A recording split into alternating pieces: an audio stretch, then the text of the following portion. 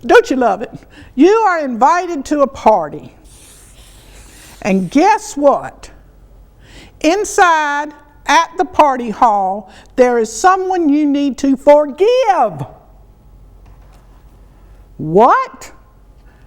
How in the world, Paula? What did this show start off with? Is that the first one, Mitzi? That is the first one.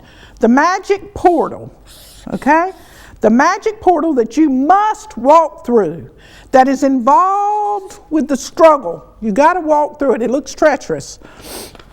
Okay, that magic portal that is inviting you into that party that you're going to meet with your issues of sex, orgasm, not orgasm, sex, death, you know, that bleak subject nobody wants to deal with, and money, give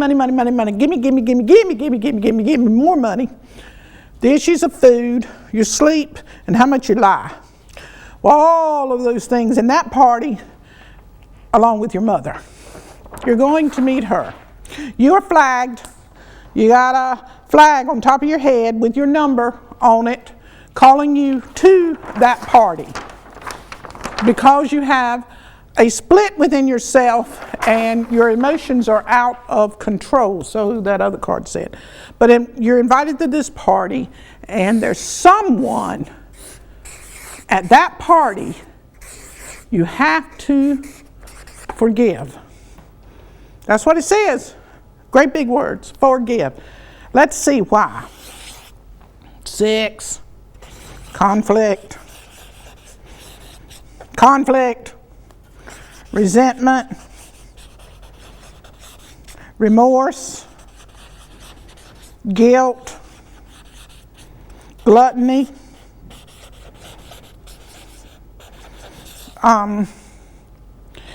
what else is that 6? Well, you know, I always tell you, but you say, Paul, that don't sound like love to me.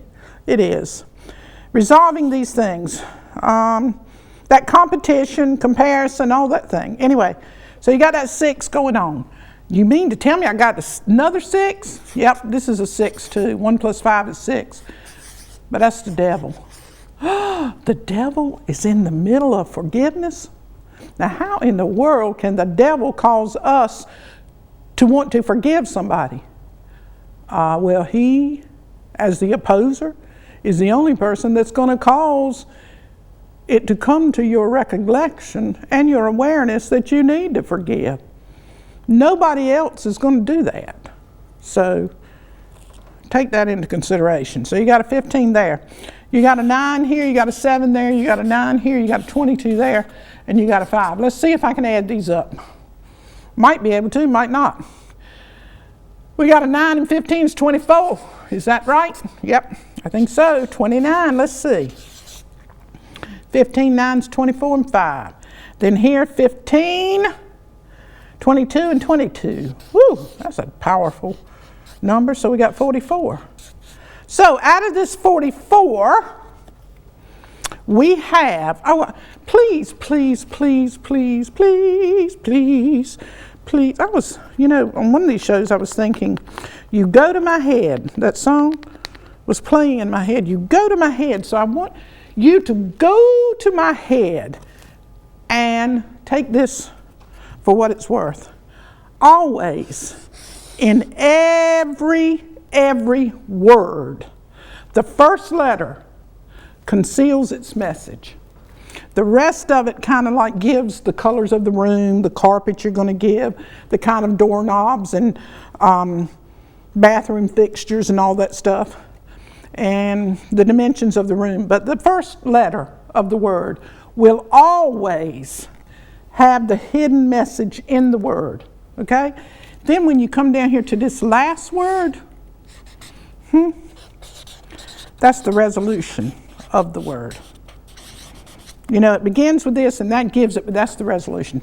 Anyway, I put it in Christian terms. It's your salvation, you know, to be saved. All right, where are we at? So we got a 44 and a 29 in the word forgive. Forgive. We got a 29. That's 11. And what was the other one for? 44. Is that right? Is that what it was? Is that what it was? Yeah. So, Mitzi, now I just don't know how that would be. Now I just don't know how that I started the show. Let me go back to this red page you said. Okay. The red page, we were talking about walking through a treacherous door. The door we don't want to walk through necessarily, that we have to struggle in order to go through it. And it's the magic portal. And it would be 37. Now if it's 37 on this side, and it is a mirrored doorway, on the other side, it would be 73. So the doorway we must walk through,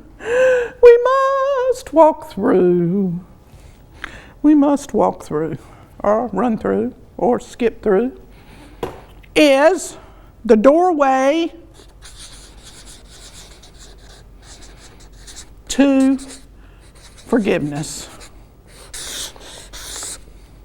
That is the doorway. Well, Paula, what have I got to forgive?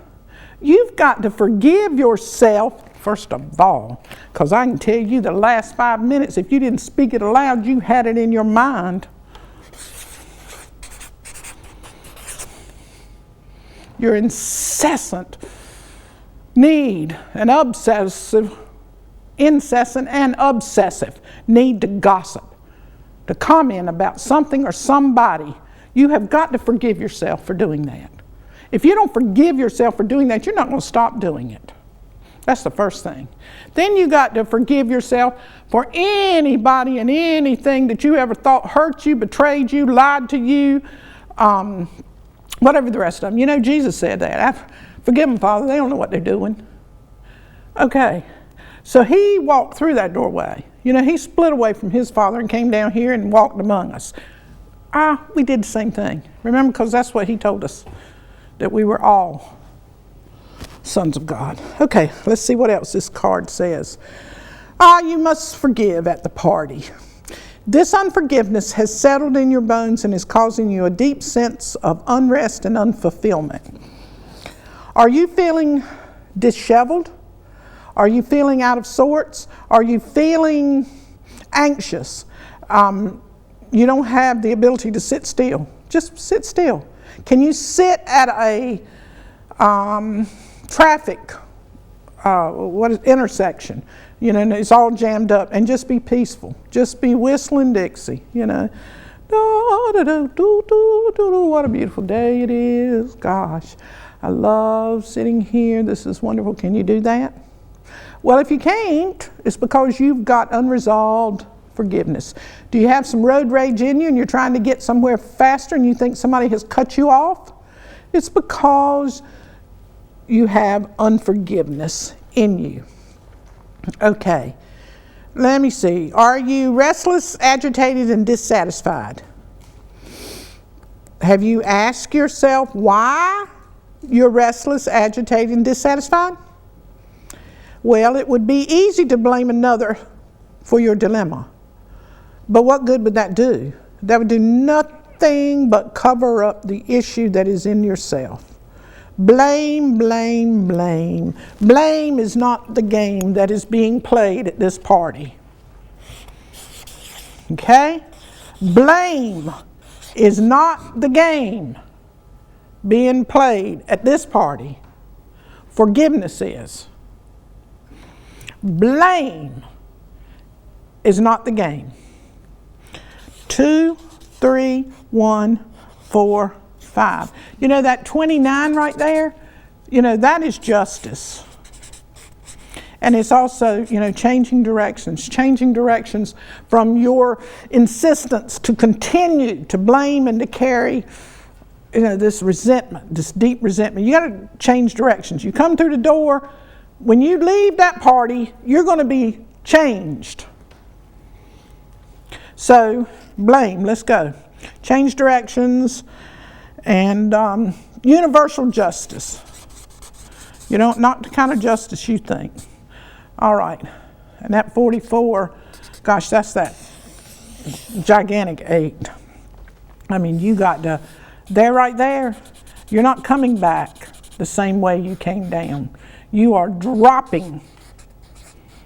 You are dropping that, you're dropping that ego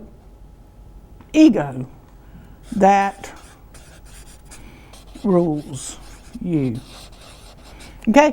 Now, Paula, that same ego, you can use that ego to ascend to a higher place because Jesus also had ego. We all have ego or we wouldn't be in this world of flesh. That's what the ego is the world of flesh. Let me put that up there. 11 and 7. So there's that justice again in God's number, but it's 18. That moon, the mother. All right. The moon and the mother. We have this ego. We have this mother, this umbilical cord that forever is attached to us. And we can use it, as I say, to ascend. But you've got to transcend first. You've got to get through that place where you think something has been done to your ego. Anyway, let's go back to blame. All right, we got a 1, 4, and 5. Is that right? Yeah, we got a 6 and 9. Shoot. Huh. Wait a minute.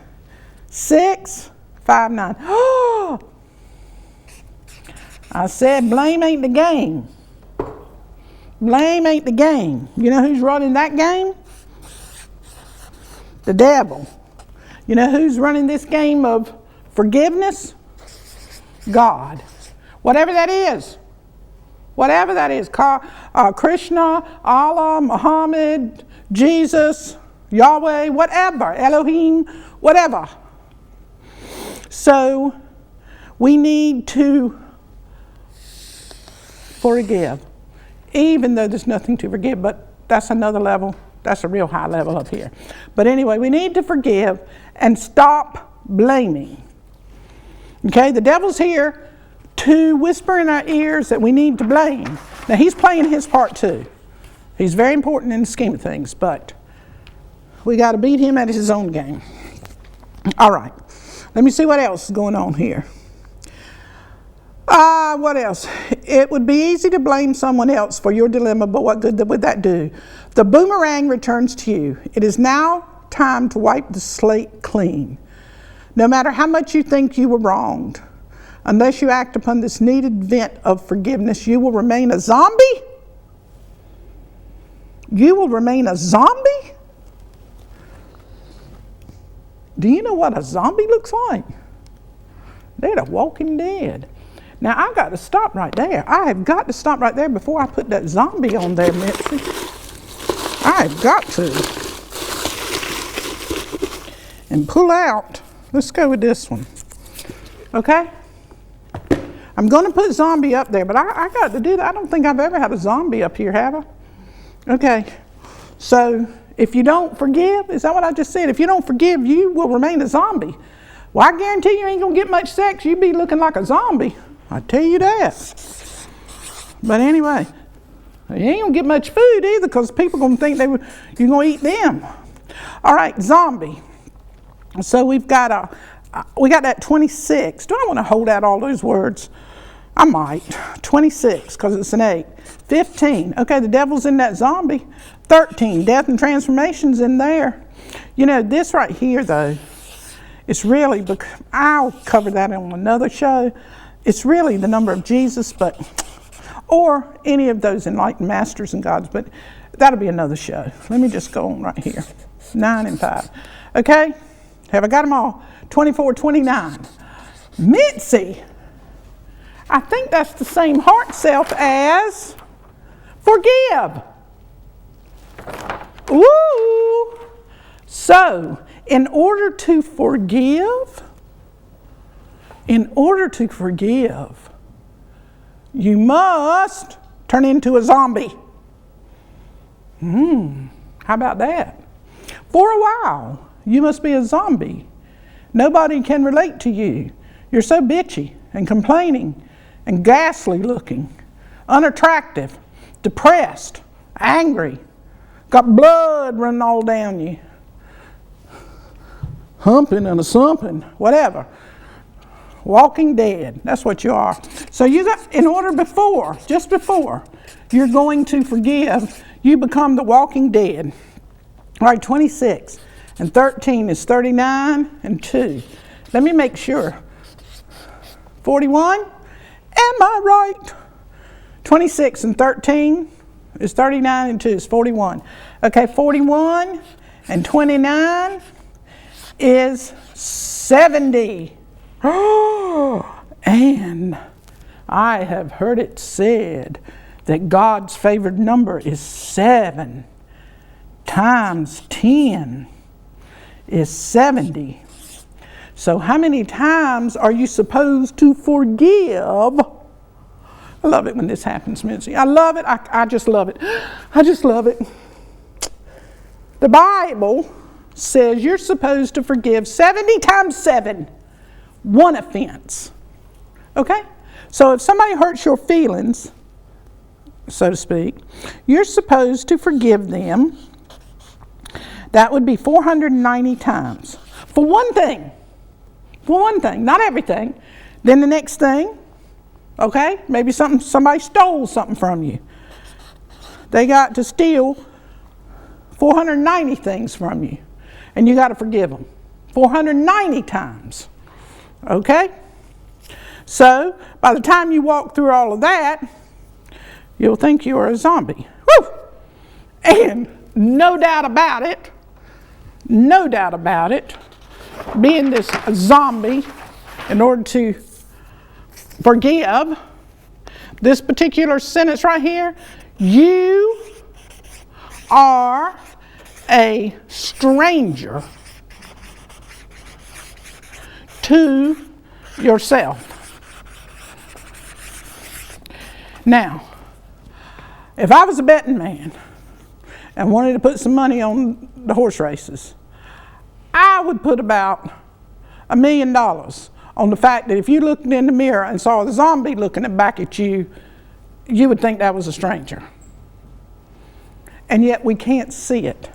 We can't see it because we're so filled with unforgiveness. All right.